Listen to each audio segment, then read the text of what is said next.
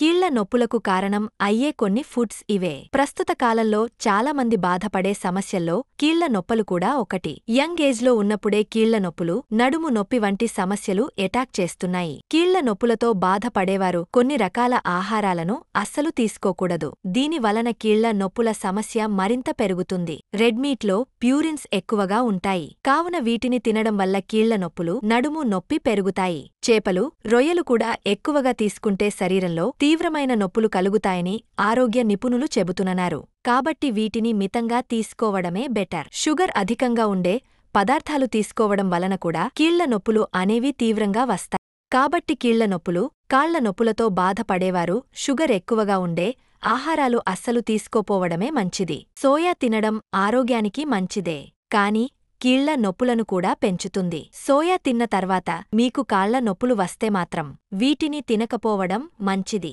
మరిన్ని ఆసక్తికరమైన విషయాల కోసం మా ఛానల్ని సబ్స్క్రైబ్ చేయండి.